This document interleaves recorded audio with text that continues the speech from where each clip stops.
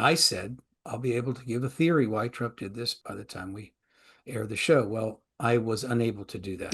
You have I have no clue why Donald Trump. Welcome to Real Clear Politics on Sirius XM for Monday, October 20th. I'm Andrew Walworth, and joining me are RCP President and co-founder Tom Bevan and Washington Bureau Chief Carl Cannon. So, guys, lots of people are trying to figure out the significance of the No Kings rallies from this past weekend. There were about 2,700 events in all 50 states and the District of Columbia, largely peaceful. The organizers claim 7 million people turned out. So, Tom, some are comparing this to the start of the Tea Party movement, which preceded the 2010 midterms. That was a wave election. The GOP picked up 63 House seats then. What do you make of these protests?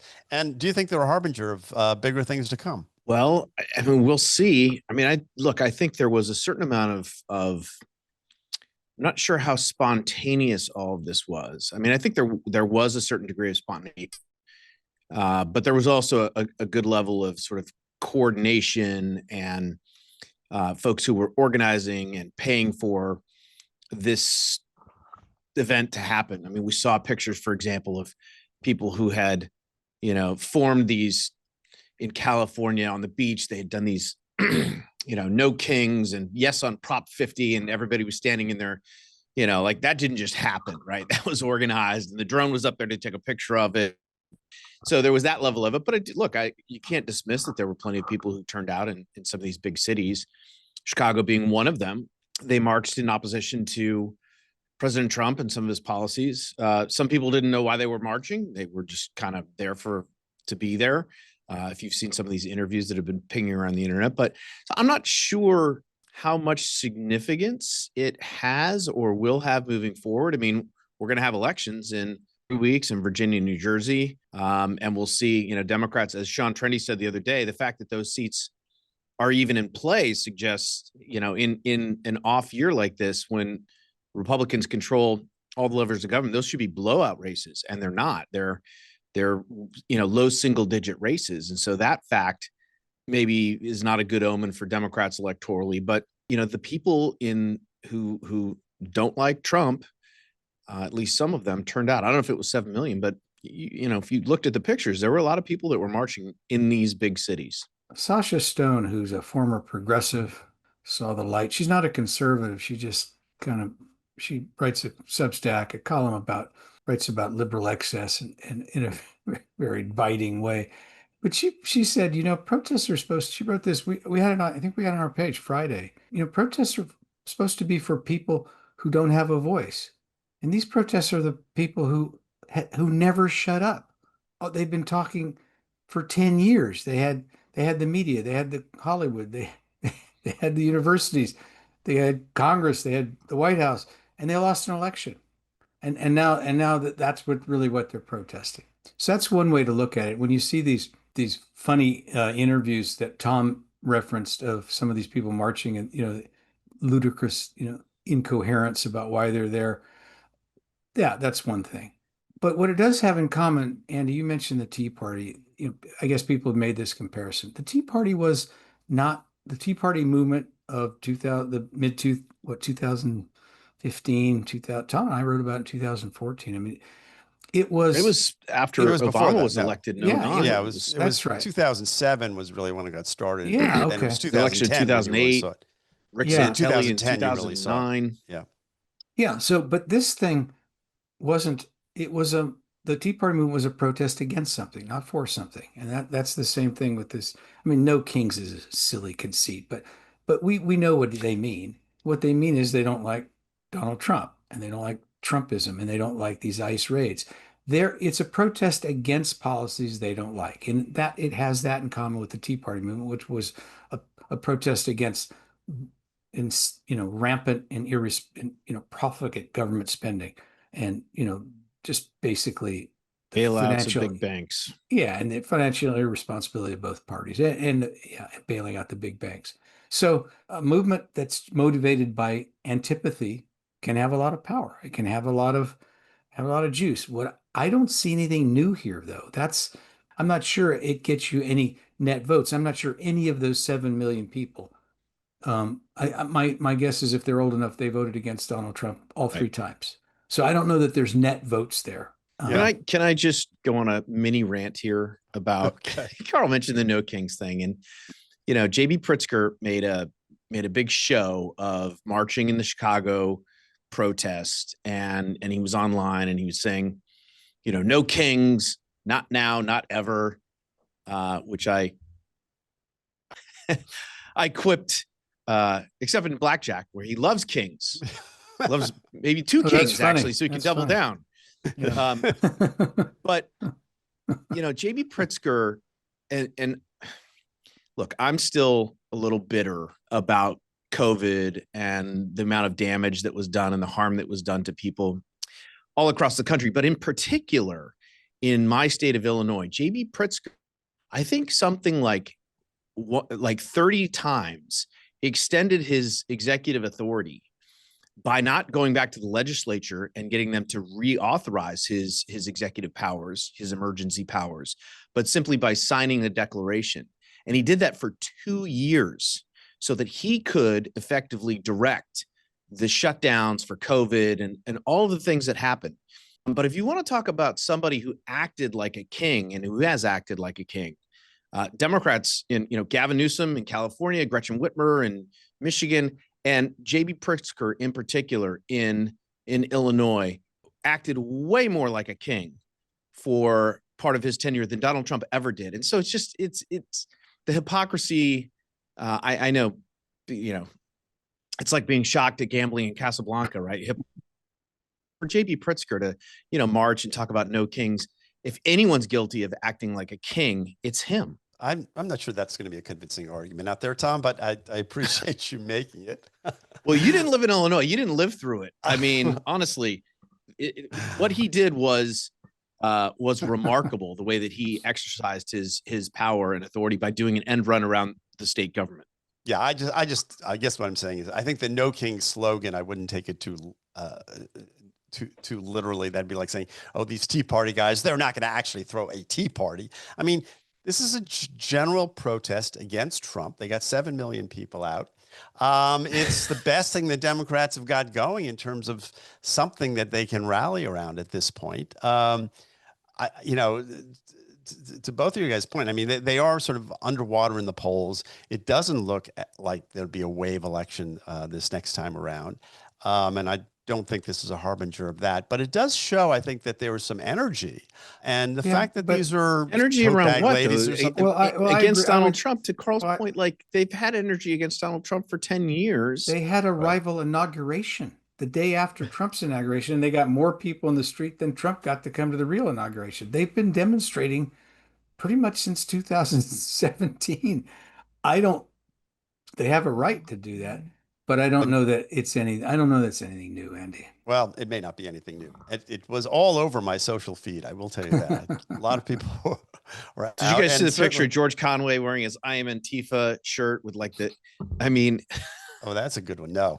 Oh, you didn't see that? Did you guys see JD Vance's trolling on Blue Sky of Trump actually being coronated, having a crown on? Yes. Yeah. And I also saw the video, the AI generated video of Donald Trump, dumping fecal matter to keep it G-rated all over the protesters, including Harry Sisson, which was good grief, a little much. How classy, how presidential. Yeah. Trump announced new tariffs against Colombia over the weekend. Colombia, the country, not Columbia, the university. But he did call the Colombian president, Gustavo Petro, an illegal drug leader who was both low-rated and unpopular.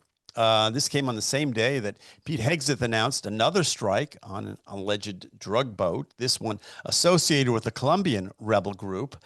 So, Carl, are we expanding the front on this drug war in Latin America that seemed to be restricted to Venezuela, but now the net seems to be widening? Well, President Trump had a tantrum because the Colombian president said the United States had killed a fisherman. That's what prompted these insults against the Colombian president, these claims. It's not what prompted the strike, but it's what prompted the tariffs. Trump said so directly to the White House pool, to the reporters. I saw that last night on the pool report. It's kind of shocking, even for Donald Trump. Hollywood always, depicts this, and, wag the dog is an old trope. A president is trying to change the subject from one thing to another. Bill Clinton was accused of this, by attacking some helpless country. But President Trump wasn't hiding it. He attacked this guy for criticizing the policy. And the policy, the Washington Post had a story over the weekend. Some of these guys, they're not all Venezuelans. One of them was from Trinidad and Tobago. He was a fisherman. They're fishermen running drugs. The Washington Post story, quoting drug experts, said the drugs, but they weren't fentanyl. They're cocaine and marijuana, and they're not intended for the United States. They're probably going to Africa or Western Europe. This policy of the president's is starting to be scrutinized, blowing up ships in international waters, not ships, small boats, drug runners. Nobody really contests this, but as I've said several times before, the penalty for smuggling marijuana is not death. I think the president is going to come into increased scrutiny, and I don't think he's going to be able to, get away with lashing out with every head of state who questions this very unorthodox and some say illegal policy. Yeah. And Colombia, Tom, is a kind of an ally of ours, a big recipient of U.S. aid, maybe the top recipient in the region. Not anymore. Yeah. So, I mean, but different than Venezuela in that regard. I mean, we've been fighting with Venezuela for years and years and years, but Colombia, they're supposed to be sort of on our side. Supposed to be sort of on our look. This is you praise him, you get praise in return, you criticize him, and you get punched in the face, right? And that seems to be what happened here. The Colombian leader said something that Donald Trump, found he disagreed with or found insulting, and responded in kind. And that's consistently what he does. Is it productive? Is it counterproductive? I think that those are all up for debate. He's done these things with a lot of our allies in North America. And sometimes, he threatened to invade Mexico and annex Canada. Well, but to get them to finally do something on the border, and he got Mexico's attention, and they actually started working with the United States to help close the border. And so sometimes his methods are effective, but other times, and Carl mentions, look, this policy we've talked about a number of times on this program about bombing these boats that the administration is, doesn't seem to be backing down on by any continues to sort of brag about it, post the videos of these boats getting droned. I think it is a problematic policy. We've mentioned before, it's contradictory to him being sort of the peace president. And nobody's cheering on drug runners, but to Carl's point, there's a legality issue here that certainly if anybody was doing that to us, it would be considered an act of war. And so this is a policy that the administration is going to run into trouble with the longer they continue it. Yeah, it does seem, Carl, that it's only a matter of time. If you're, the U.S. military is pretty good, but they're not perfect, as we know, and they're gonna make a mistake if they haven't already, and shoot someone down that is a real fisherman or a pleasure boat or something else. I mean, it seems to me that it's kind of brinksmanship it's dangerous. Well, I agree with you. I was wondering about that. The Russians shot down Ukrainian airlines, passenger airline over Ukrainian airspace, and lied about it. Well, it does. I hope it doesn't happen. But what if there's one of these cigarette boats goes speeding by? Yeah, an actual fishing trawler, Japanese fishing boat, and they blow that up instead. This idea that you kill people without trial, they're treating them like this is a war. So, in World War II, the United States Navy found out what plane Yamamoto was on, the Admiral Yamamoto. He was the only Japanese general officer, flag officer that the United States feared and respected. And they killed it, shot it down, played him, killed him. Yeah. We were at war with Japan. That's what okay. And even some people in the Navy wondered about that, but But this is so much different. You're just blowing up boats in international waters without a declaration of war, without a real explanation for it. Now, President Trump's explanation has been that fentanyl poisons and kills, you know, tens of thousands of Americans a year. They're bringing poison and it's killing Americans, so that it's tantamount to an act of war. But then, if that's their explanation, then don't they have to show that these boats were actually carrying fentanyl and that they were actually coming to the United States? They haven't been able to do that. They haven't even really attempted to. They've just said it. Is regime change the real goal here, Carl, do you think, in Venezuela? I mean, that seems to be what a lot of people are talking about, that basically at the end of the day, we're trying to change the leadership in Venezuela, and we're going to either take him out, we're going to foment a coup, we're going to go in and arrest him, but one way or the other, he's not going to be the leader of Venezuela much longer. Well, for reasons Thomas pointed out previously, that's regime change is not a phrase that a mega Republican could say out loud. Their lips would freeze up and they'd be contorted and they'd have some sort of epileptic fit and fall over. But to your point, if it walks like a duck and quacks like a duck, President Maduro, first of all, he's an illegitimate president. International observers of the election say he did not even win the election. Now, we don't go around saying that too loud because President Trump wouldn't even acknowledge that Joe Biden won the election. But that's one. He's also under indictment for drug dealing. So yeah, he seems to be, his days seem to be numbered. The United States seems bound on removing him. Does that constitute regime change? Not necessarily, because Maduro took over from Hugo Chavez, who started all this mess, who came in, the socialist populist president, promptly wrecked Venezuela's economy, wrecked the oil industry, wrecked everything, and then had to turn a blind eye to drugs to keep the economy afloat. Maduro's inherited that policy. Getting rid of him, I don't know how much of a change it would be, but they can't say regime change. But clearly, that government is toxic, and it's hurt the Venezuelan people. It's hurt its neighbors. It's hurt the United States.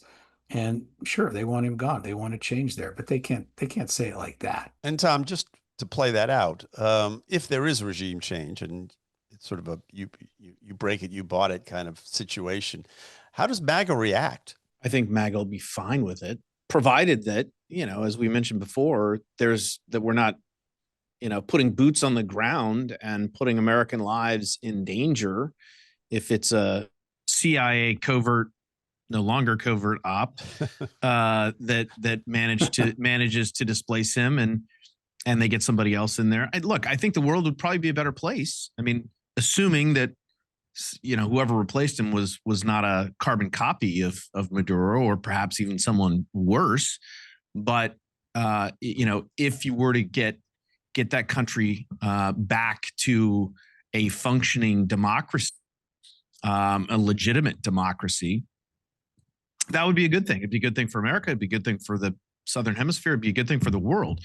But, again, Donald Trump has refashioned the foreign policy of the Republican Party around this idea of America first. And so you're hard pressed to say why us meddling in the internal politics of Venezuela is America first, or us, and all these different issues, 20 billion to Argentina. I mean, what do we do? Well, Tom, there are some inherent contradictions Trump, there that, in fairness to Trump, he said 500,000 Venezuelans were granted basically, work visas during the Biden administration, just by executive order. I mean, I don't even think it was lawful. And then some of those people came over and, were gang members who set up, gang housing in Aurora, Colorado and stuff. So I think that the president he can explain why under Make America Are you making Great a root cause argument, Carl, that if Venezuela I'm saying you can make the argument that meddling in Venezuela's internal affairs is in America's interest if you want to. Okay. Okay. I thought Kamala Harris solved the immigration crisis by going down to Central America and figuring that out. Yeah, but see, Venezuela wasn't part of her portfolio. If they only added that, there'd have been no problem. I got to say, I just enjoyed Tom explaining why democracy building overseas is in the American interest. There's quite a moment there. So yeah, it'd be better if there's democracy there. Well, think of that. Maybe we should do something about it, Tom. No, I was arguing that we shouldn't. I was arguing that It would be good, but it's not our job to make Venezuela a democracy again.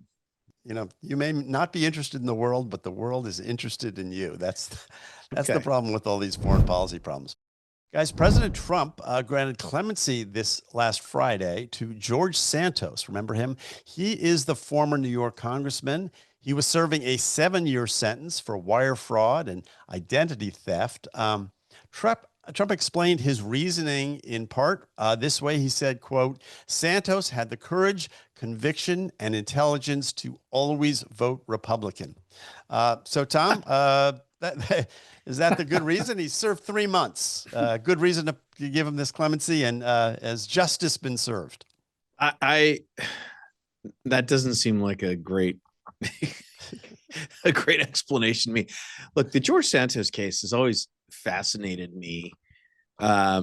He got so much attention in part because he's a Republican and the media wanted to sort of highlight and make him look bad, and I think try to make the Republican Party look bad. And but he's a really, I don't know, he's occupied way too much space in our politics, I think, than he deserves. I mean, this guy is sort of like just a scammer and a fraudster. Did he deserve to go to jail for 7 years? Maybe that was too harsh of a sentence. I'm not an expert on the case and exactly what he was, accused of, but it reminds me sort of the Blagojevich type sentence that Rod Blagojevich ended up serving, and Trump actually commuted his sentence and pardoned. Did he pardon him and commute his sentence? He let him out of jail. And that was a case where I thought the government did massively overreach and against Blagojevich, and I was not a huge fan of his to begin with. So, I just find the whole George Santos thing almost a curiosity, and the fact that we're talking about it, I think, means that is slightly annoying to me, because I think he just doesn't deserve to be talked about as much as he has been.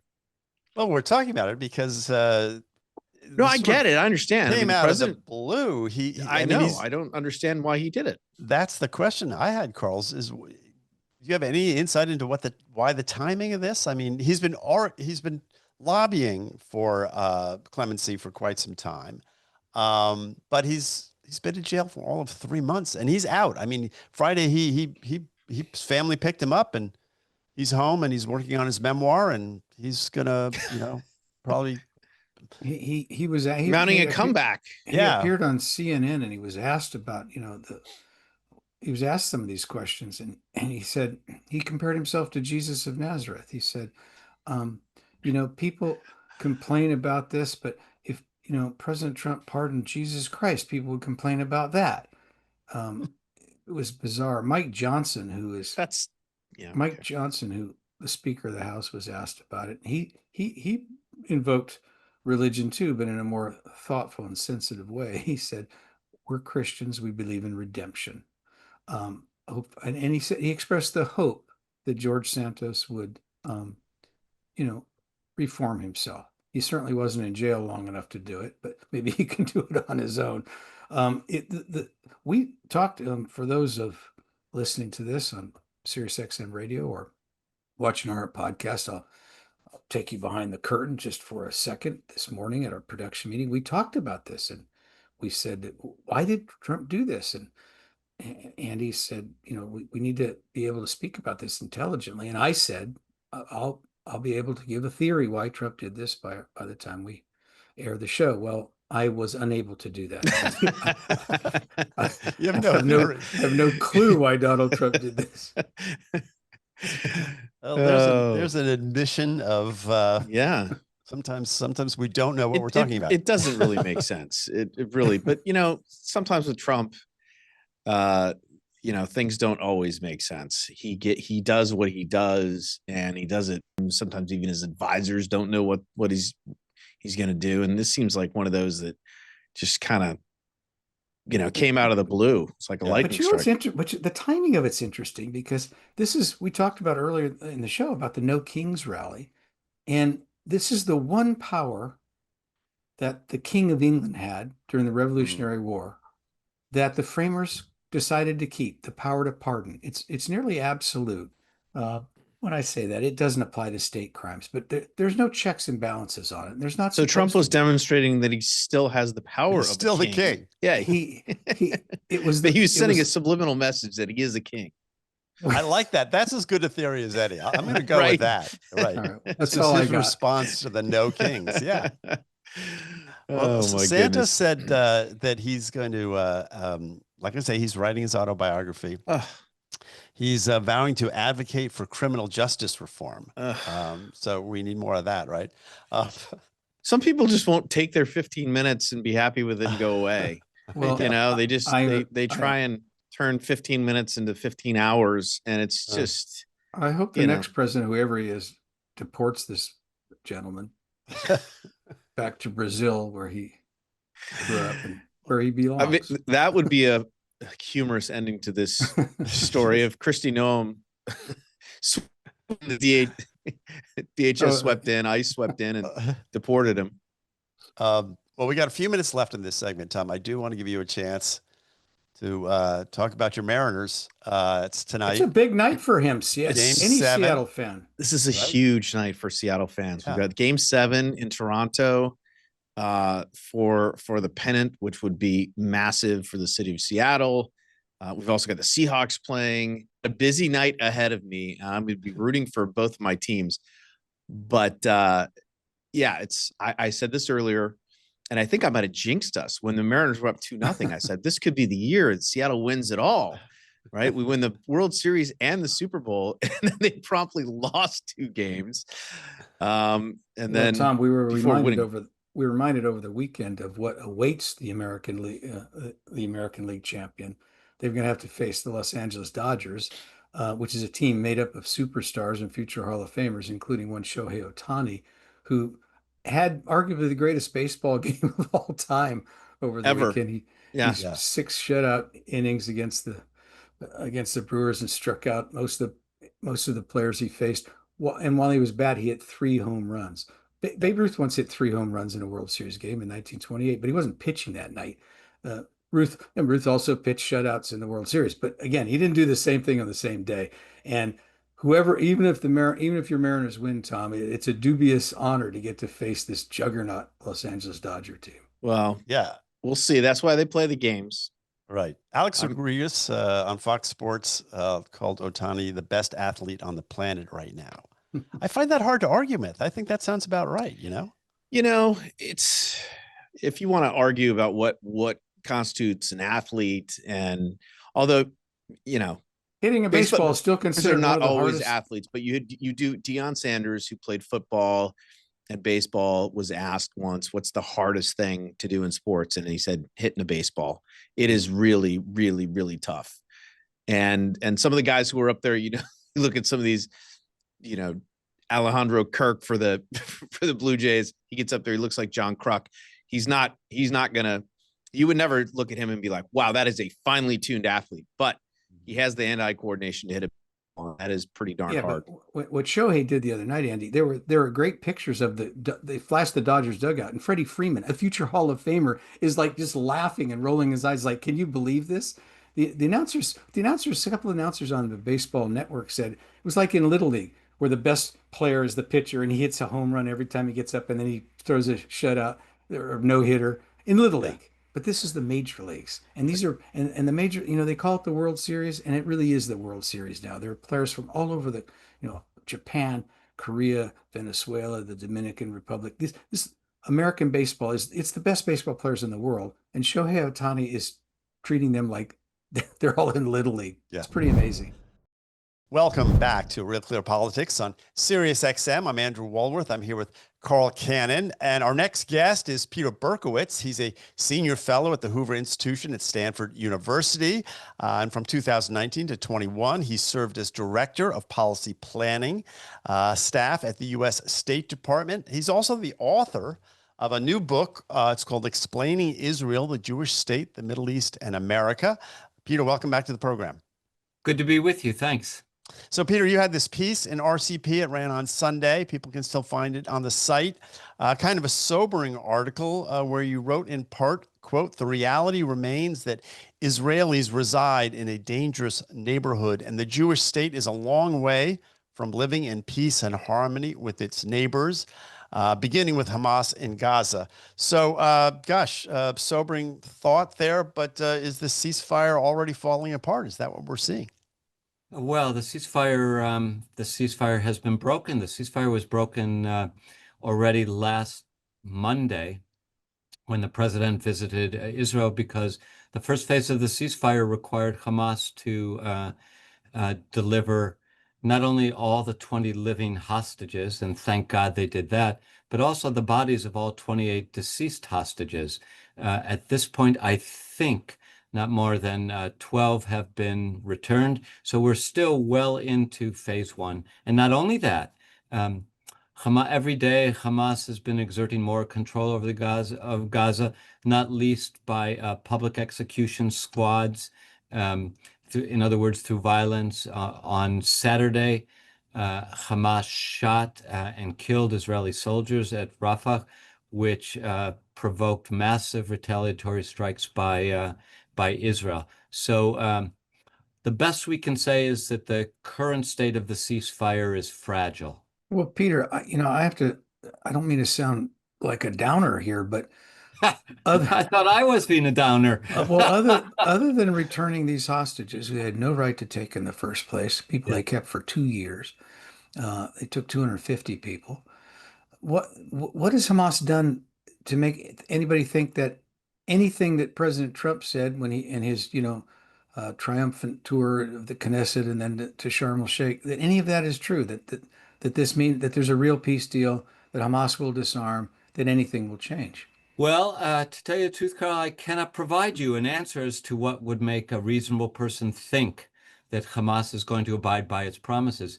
Everything we know about them, I would think, would counsel the opposite. What made them agree to this peace agreement?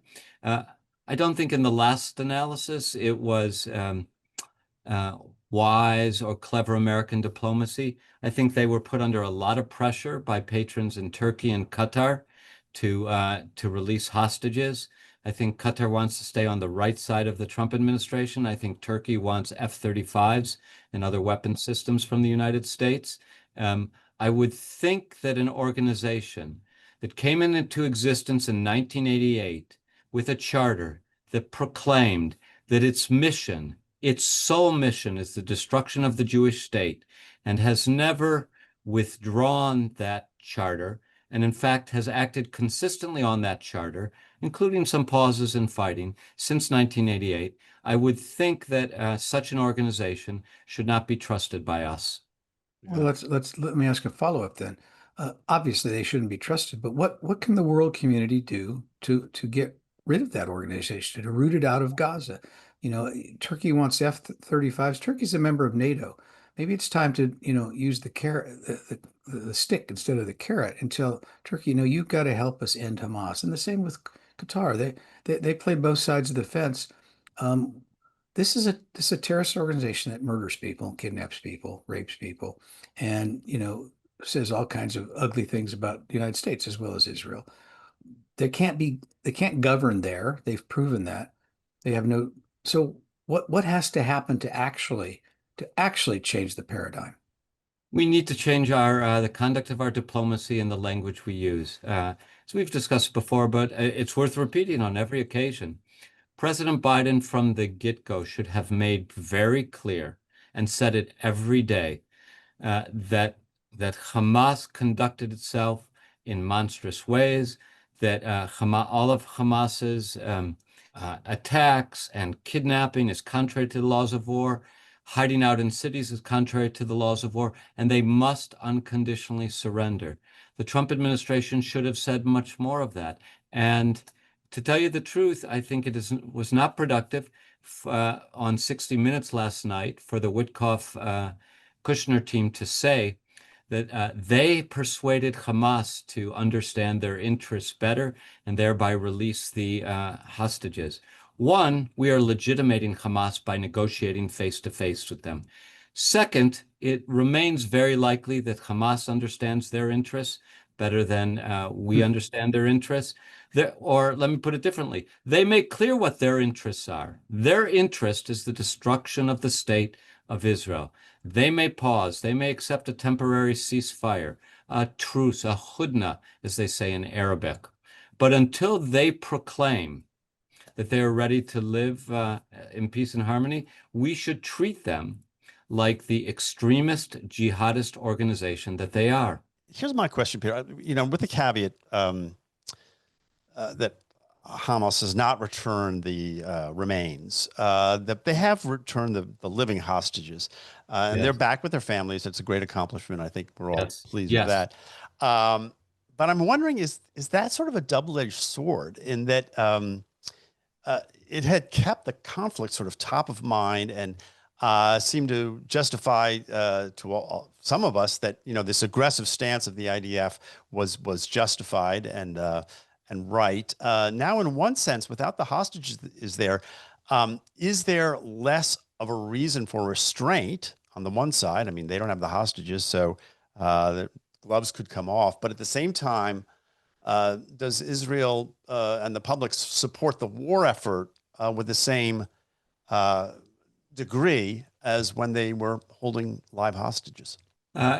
It's an excellent question, and therefore it's a hard one to answer. For sure, I think from Prime Minister Netanyahu's point of view, militarily, Israel is now in a better position. First of all, and it really, despite the downer comments that I've made, encouraged somewhat by Carl, but I meant them. You're right, and it was a great day in Israel when the 20 living hostages were released.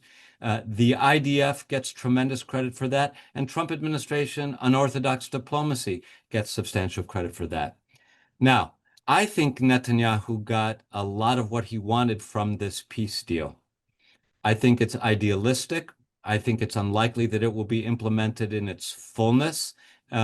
But if it were to be implemented in its fullness, Netanyahu would get everything he wants. Hamas would be disarmed. Gaza would be demilitarized and the population de-radicalized and rebuilt. More likely, though, Netanyahu expected what's happening now. Violations of the ceasefire by Hamas, retaliation by Israel. And this now gets to your question, Andy. Netanyahu, the IDF, has a freer hand to operate because they have no fear of killing Israelis in their retaliation for Hamas's breaking the ceasefire. Right about that. I am a little less concerned about sympathy declining for the Israeli war effort, because sympathy for the Israeli war effort had just about hit rock bottom a long time ago. I don't think the Europeans and others could become less sympathetic than they are. I beg to differ, my friend. Okay, please. I'm going to be even more pessimistic than you All again. right, go for it. Yeah, European, all the European countries. I mean, they cried uncle. They they recognized a Palestinian state. What are they even recognizing? There's no constitution. No, we don't know. We don't know what they're recognizing. It was virtue signaling to the extreme. But they buckled under to public opinion in their country on the part of leftists and immigrants, Muslim immigrants mostly. That's what they did. They capitulated in that way. The way Europe has been capitulating, since 1938. Okay, fine. But when you talk to these people, you always say, but they would always, you could force them to say, but what about the hostages? And they'd have to say, yes, Hamas should release the hostages. Well, now there's no hostages. So now there's no but.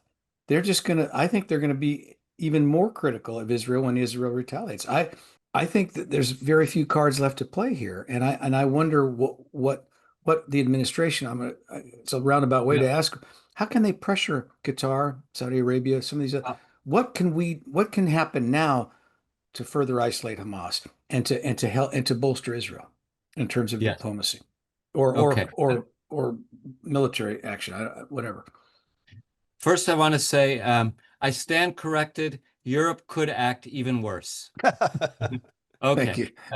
Yes, Carl's right. What can the United States do to to impose costs on Turkey and Qatar for their support of Hamas. Well, of course, when it comes to Turkey, they still want the weapons from us. We could make greater demands upon them. We could ask them to quiet somewhat their rhetoric and to ensure that to participate with us in ensuring that no weapons and no more money gets to Hamas. And by the way, that they support the moderate Arab countries who will be involved if we get to the stage of reconstructing Gaza. Qatar is a different matter. As you all know, Qatar has been wining and dining members of the Trump administration, and by the way, members of the Biden administration, and by the way, elites at our universities and in the commercial world for a long time now. So our elites are disinclined to take a hard line against Qatar. But I should remind you, you all know, but I remind others that the United States' largest military base in the Middle East is hosted by Qatar.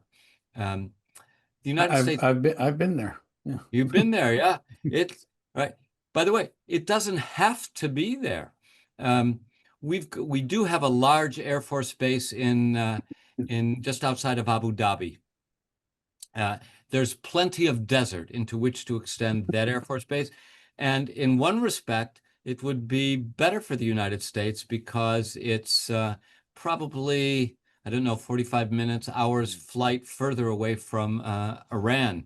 Our base in Doha is vulnerable to Iranian missiles. By the way, as we witnessed after the June operations in Iran. So the United States has that leverage over Doha, and public demands that Al Jazeera, the #1 source of Islamist propaganda in the world, should be quieted down and contained by the Qataris. Good luck with that, since Al Jazeera is so crucial to the double game that Qatar has long played. Yeah. All right. Well, guys, we're out of time. But Peter, great to have you on the program. Really appreciate it. We've been listening to Peter Berkowitz talk about events in the Middle East. I'm Andrew Allworth. I'm here with Carl Cannon on behalf of everyone at Real Clear Politics. Thanks for listening. We'll be back tomorrow. Have a great evening.